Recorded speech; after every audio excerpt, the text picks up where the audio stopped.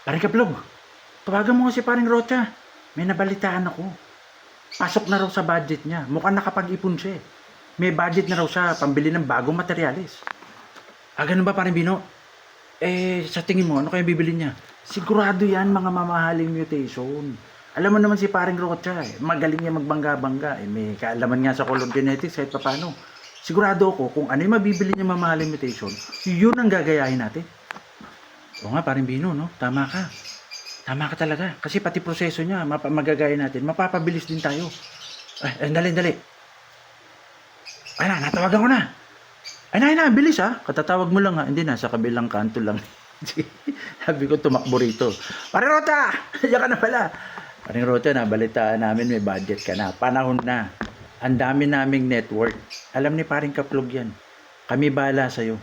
Baka makakuha ka pa ng magandang discount. Maraming mamahaling mutation ngayon na nakiklik. Let's go! Ha? Paring Rota. Tama si paring Bino, pare. Ano, gusto mo ngayong araw na to? Huwag na natin patagalin. May budget ka na eh. Hoy, kayong dalawang bugok na itlog. Ano na naman ang pinagsasabi nyo? Oo nga, tama kayo, may budget ako. Pero hindi ko balak munang bumili ng mamahaling mutation. Iba ang balak kong bilhin. Ano na naman yan? May budget ka na, lalayo ka pa, paring Rocha.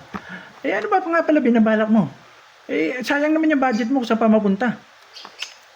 Nasabi ko sa inyong dalawa, ha? Biyaan nyo ko kasi ang balak kong bilhin, pure green. Ha? Oy, kayong dalawa, pure green. Ha? Ano ba naman yun? So, hindi ba tayo nagsasawa sa green? Ang dami ng green na nagsusulputan kung saan-saan. Alam mo naman, mura lang yan. Oo nga naman, parang Rocha, ano na pumasok sa isip mo, green na naman. Yan ang sinasabi ko sa inyong dalawa eh. Tinan mo, teka, magkakamukha tayo, napansin ko. Hindi ka triplets tayo. Parang, kamukha kita pag ganito forma mo. Kamukha rin kita pag ganito forma mo. Lang yung buhay ito. Dami ko palang kamukha. Anyway, Prembino, parang Kaplog. Iba yung pure green. Dun sa madalas na tinatawag nating normal green. Okay? Kasi ang normal green, pareho silang green. Sabihin natin yung phenotype o hitsura. Pag sinabi ko nga palang phenotype, yun lang yung hitsurang kabuuan. Yung nakikita ng mata natin, yung kulay. So, baka yung mga baguhan, ano naman kayang sinabi ni Sir Jameson na phenotype? Yun, ibig lang sabihin nun, yung hitsura mismo ng ibon, yung kulay niya. Okay? Ang pure green, green din siya. Parang normal green din siya. Wild type color din siya. Meron lang malaking pagkakaiba. Kasi ang normal green na madalas nating nakikita o naririnig, kadalasan ang dami ng karga. Pwedeng madaming recessive na karga. Pwedeng split sa Lutino. Kung fisherman siya, pwedeng split sa Opaline. Split sa Blue. Split sa Blue 2. Diba? Ang dami. Split sa Orange Space. Split sa Aqua. Ang dami mga recessive, diba? So, maaaring karga na, yung green na yan, ang dami na palang karga. Teka, dediretso na ako sa inyo. Tatapusin muna natin itong kwentuhan ng tatlong itlog. Diretsong mini lecture na tayo. Okay mga kaibon, ano pinakaiba ng pure green kaysa sa normal green? Kaya tinawag siyang pure. Yung gagamitin kong termino pure. Okay? Pag sinabing pure green, walang kahit anong karga. Na kahit anong color mutation. Mapa-dominant man yan, mapa-recessive man yan. Wala siyang karga. Okay? So, pure green lang siya. Parang ito yung masasabi nating hinuli mo mismo sa African wild. Pero again, hindi 100% na mahuhuli sa African wild, walang karga. Malay mo ba nag-mutate ng blue doon? Hindi lang lumalabas kasi yung nakapag-mutate na blue na parisan, hindi naman siya, wala pang ibang split blue doon sa population, so green pa rin lalabas. Paano kung yun palang nahuli? So, meron kang wild type green na galing talaga sa wild, for all you know, may dala-dala na palang blue. Kaya again, hindi ganun kadaling magsabing 100% na pure green. Naintindihan to ng mga veterano, sa mga medyo baguhan, sinasabi ko lang, hindi porkit nahuli sa wild, sure na sure tayong walang karga. So, laging hindi tayo makaka 100%. Yun ang medyo madugo. Okay? Ang hirap mag-claim. Okay? Anyway, i-assume natin na pure green yung nakuha mo. Assumption muna. Wala talagang kahit anong karga.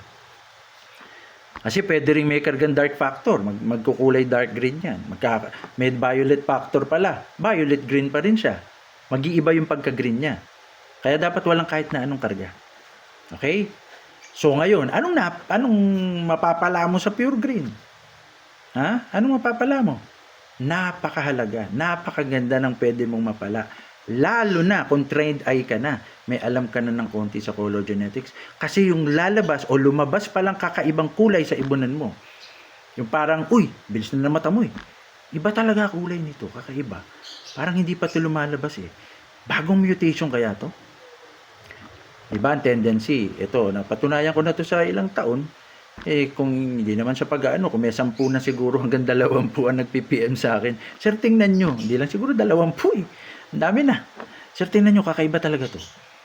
Sir, hindi ko alam eh. Ano kaya sa tingin nyo magandang balak ibangga? Kasi may bago kong mutation, medyo mamahalin. Ang ganda siguro pagka doon ko binangga. Sir, kung ibangga ko kaya to sa ganito.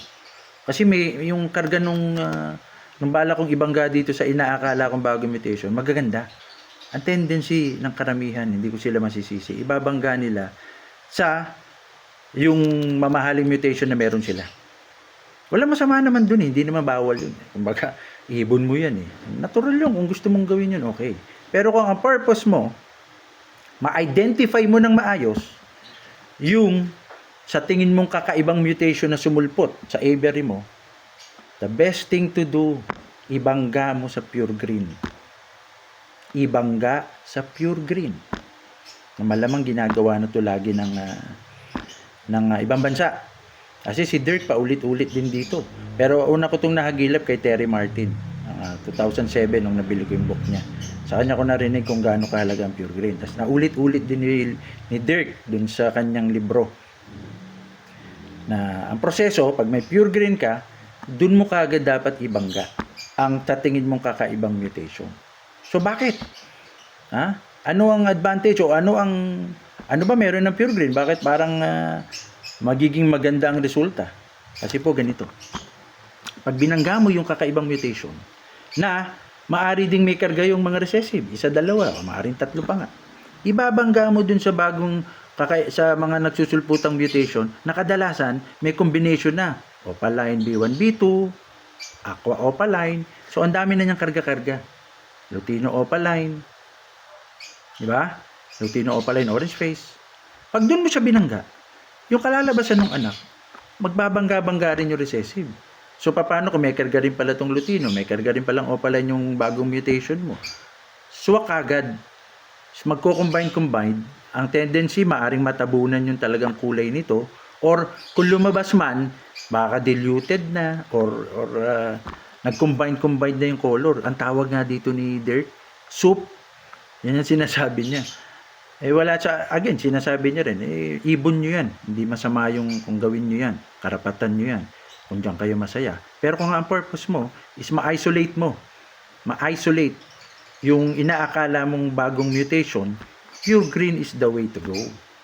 Bakit? Ang Pure Green wala ibang karga eh. So masasala niya lahat ng maaring kargang recessive nito. Kung may 1, 2, pagbangga niya rito, hindi ka agad lalabas sa anak. Kasi Pure Green to eh, sigurado eh. Ang recessive, di ba, dapat parehong may karga? So masasala niya. Magkakaroon ng karga yung mga anak, split lang. Hindi lalabas sa itsura. O yung mga medyo mga veterano na, tsaka medyo nagsisimulang matuto sa color genetics, alam niyo sinasabi ko. So itsurang green yung anak, pero hindi lalabas yung mga recessives. O di ba?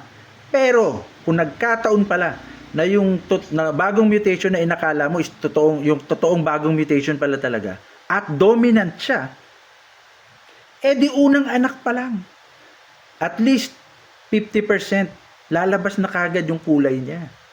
O di ba ang galing? O di ba? O ngayon, sabihin na lang natin, sir, kung dominant naman, kahit may karga pa yung green ko, lalabas din naman eh. Medyo tama, actually.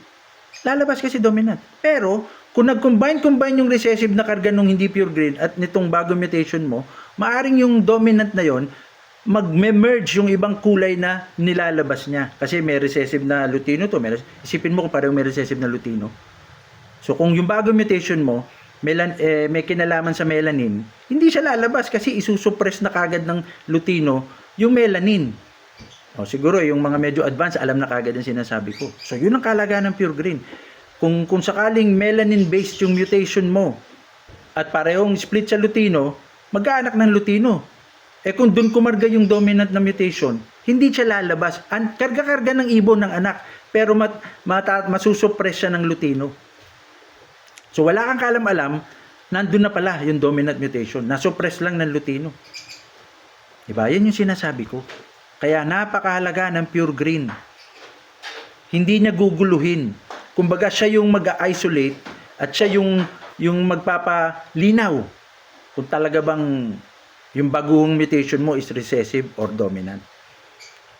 Okay? So, malinaw. Pagka dominant mutation ng binangga mo, malaki ang chance na lalabas kagad sa anak. So, bingo. Bingo, nakapagpalabas ako kasi dominant. Tas, ibang kulay talaga to. Hindi pa ito lumalabas sa iba't ibang mutation na nakita ko. So, ang laki na ng chance. Excited na tayo. Excited din ako para sa'yo kung sakali mangyari sa'yo. Pero, recessive pala tong kulay ng bagong mutation mo.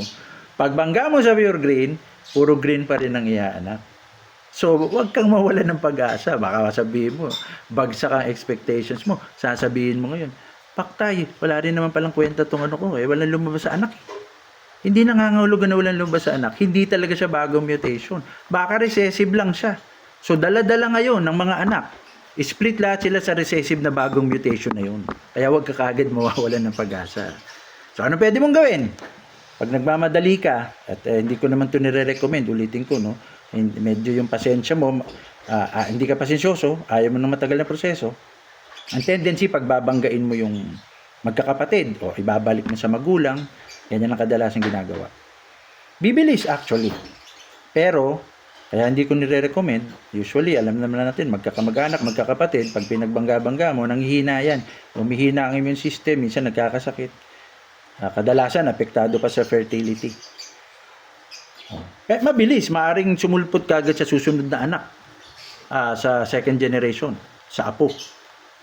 Pero, may hina naman. Pero nasa inyo na yun. Call nyo na yun. Pero marirecommend ko, kuha ka uli ng isang pure green, o mga pure green, sabi ko nga kasi, kung marami kayong pure green, panalo. Iyon ang ibabangga mo sa mga anak. So yung anak nun, split-split pa rin. Pero matitibay na siya. Kasi hindi niya kamag-anak, hindi siya kinasa sa magkakapatid eh. Matitibay yung anak. Pero, tumatagal. Yun nga lang talaga, matagal yung proseso. Pero matitibay. Kung yun ang gusto nyong option. Okay? So, bangga-bangga lang yun, sooner or later, lalabas. Kung talagang recessive yung mutation. Kung after a few generations hindi lumabas, tagayin mo pa kung after a few generations talaga, most likely, hindi pala mutation yun. Wala palang kumarga. Yung itsura na yun, combination lang pala ng iba't ibang mutation, kaya nag-itsurang ganong kulay. Hindi pala talaga bagong mutation. Pero, kung after a few generations, may lumabas na bagong kakaibang kulay talaga na hindi mo ma-determine at hindi mo nakikita sa ibang mga existing mutations na ngayon, iswerte mo. Nakapagpalabas ka ng recessive na color mutation. See? Ganun kaganda ang pure green pag meron ka. Siya yung magdidetermine, siya yung sumasala, siya yung magpifilter ng kalituhan. Yun po ang papel ng pure green. Kaya kung magkakabudget kayo, kung magkakabudget ako, uunahin kong magparami ng pure green. Okay? So, dun muna tayo para wala na namang information overload. Pero marami pa to. Baka magkaroon pa tayo ng part 2. Depende sa comments, sa reactions nyo. Sa mga clarifications nyo. Huwag mahiya. Mag-comment ka agad dun. Hasta la vista, mag-iibon!